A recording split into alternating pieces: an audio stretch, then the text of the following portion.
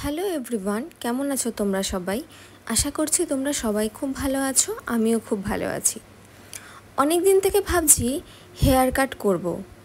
আমি বাড়িতেই কিন্তু হেয়ার কাট করি। বিগত 5-6 বছর থেকে আমি বাড়িতেই হেয়ার কাট করছি। তো আজকে ভাবছি একটি ভিডিও আকারে তোমাদের সাথে শেয়ার করব যে কি করেই বাড়িতে তোমরাও ইজিলি হেয়ার কাট করে নিতে পারো। তো তোমরা দেখতেই পারছো আমার হেয়ারের কন্ডিশান। বিভিন্ন কেমিক্যাল ট্রিটমেন্ট করার জন্য কিন্তু আমার হেয়ারের কন্ডিশন অনেকটাই খারাপ হয়ে গেছে, যদিও আমি সেগুলো বাড়িতেই করি। লাস্ট ইয়ার আমি তোমাদের সাথে একটি হেয়ার কাট করার ভিডিও শেয়ার করেছিলাম যে কি করে আমি ইজিলি বাড়িতে হেয়ার কাট করি। তো চলো আজকেও শেয়ার করা যাক তোমাদের সাথে কি করে আমি আমার হেয়ার কাট করি এবং আমার এই চুলের কন্ডিশনটাকে ঠিক করি। তো আমি হাসতে হাসতে হেয়ার কাট করতে চলে গেলাম। অ্যাকচুয়ালি আমার অনেক দিন থেকেই হেয়ার কাট করার ইচ্ছা করছিল, বাট সময়ের অভাবে হেয়ার কাট করা হচ্ছিল না। তো ফাইনালি আজকে সময় পেয়েছি, তো চলো তোমাদের সাথেও শেয়ার করা যাক।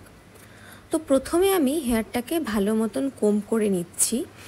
আর আমি যেহেতু সবসময় মিডিলে পার্টিশান করি, মানে ম্যাক্সিমাম টাইম আমি মিডিলেই পার্টিশান করি, সেই কারণে আমি মিডিলে পার্টিশান করেই চুলটাকে কাটবো। তো তোমরাও এইভাবে মিডলে পার্টিশান করে নেবে, তাহলে কিন্তু দু সাইডে হেয়ারটা ইভেনলি কাট হবে। তো দু সাইড থেকে এভাবে তোমরা নিয়ে নেবে ইভেনলি, যাতে দুই সাইডে একদম সেম পরিমাণ চুল থাকে, এই একদিকেও যাতে কম বেশি না হয়। তো এইভাবে তোমরা ধরে নেবে টাইটলি এবং একটি রাবার ব্যান্ডের সাহায্যে চুলটাকে বেঁধে নেবে। যতটা তোমরা কাট করতে চাও ততটা টাইটলি একদম বাঁধবে, কারণ যদি লুজ হয়ে যায় তাহলে কিন্তু হেয়ার কাট করার সময় খুবই অসুবিধা হবে এবং হেয়ার কাটটাও আনইভেন হয়ে যাবে।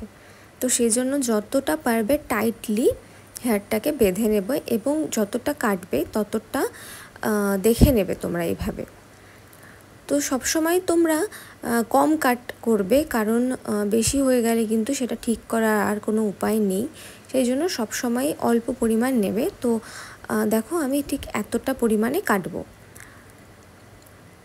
তো রাবার ব্যান্ডের ওপর থেকে এইভাবে কাটতে হবে, তাহলে হেয়ারটা কাটার পরেও কিন্তু একদমই মেসি হবে না, মানে কোনো হেয়ার এদিক ওদিক চলে যাবে না, রাবার ব্যান্ডের মধ্যে সিকিওর থাকবে। তো সেই জন্য এইভাবে ওপর থেকে কাট করতে হবে। তো চলো আমি কেটে নিই।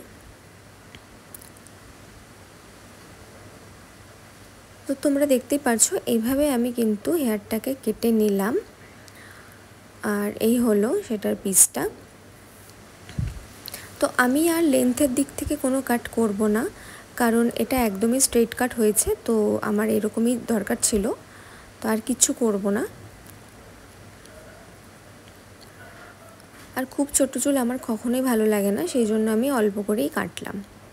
আর আমার হেয়ারটা যেহেতু লেয়ারে কাট করা ছিল অলরেডি, তো সেই জন্য হেয়ারের নিচ দিকটা একটু মানে কি বলবো পোকি টাইপের।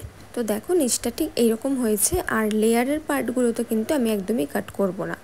হ্যাঁ, তবে সামনের দিকটা আমি অল্প কাট করব, কারণ যেহেতু আমার ফোরহেডটা একটু বড়, তো সামনের দিকটা কাট করলে ফেসটাকে এটা একটা ফ্রেম দেয়, যেটা খুব ভালো লাগে দেখতে। তো সামনের হেয়ার কাট করার জন্য তোমরা এইভাবে হেয়ারটিকে ধরে নেবে এবং চুলের ওপরটা একটা ট্রায়াঙ্গেল শেপে ধরে নেবে। তো দেখো একদমই কিন্তু ট্রায়াঙ্গেল হয়েছে পুরো। তোমরা চেক করে নেবে দুই সাইড থেকে যাতে ইভেনলি হয়, না হলে কিন্তু দুই সাইডে ছোট বড় হয়ে যাবে এবং ভীষণই আনইভেন লাগবে দেখতে।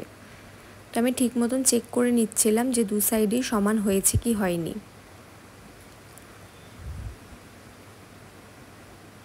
তো দেখো উপরটা কিন্তু একদমই একটা ট্রায়াঙ্গেল হয়েছে।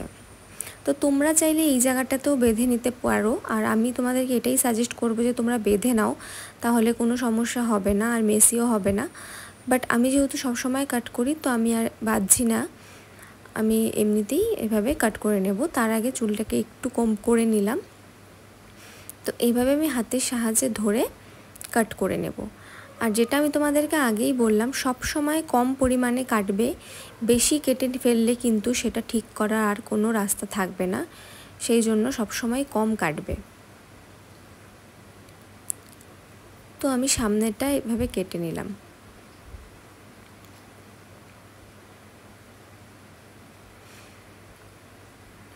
তোমরা চাইলে আরও নিচের চুলগুলো কাটতে পারো, তাহলে একটা টোটাল লেয়ার শেপে আসবে চুলটা। তো আমার চুলটা যেহেতু নিচের দিকটা অনেকটা লেয়ার আছে, তাই আমি উপরের দিকটা একটু কাট করছি। আর দেখো তারও উপরে আমি আরেকটু কাট করব।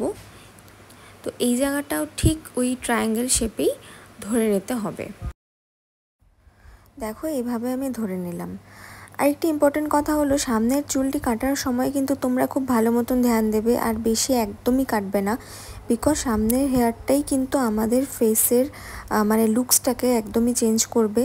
তো সামনে যদি বেশি হেয়ার কাট হয়ে যায় তাহলে কিন্তু খুবই বাজে লাগবে। তাই আমি সাজেস্ট করব সামনের দিকটা তোমরা সবসময় রাবার ব্যান্ডের সাথে টাইট করে বেঁধে তারপরে কাট করবে। তো আমার হেয়ার কাট কিন্তু টোটালি ডান। তো তোমরা বলো কেমন লাগছে।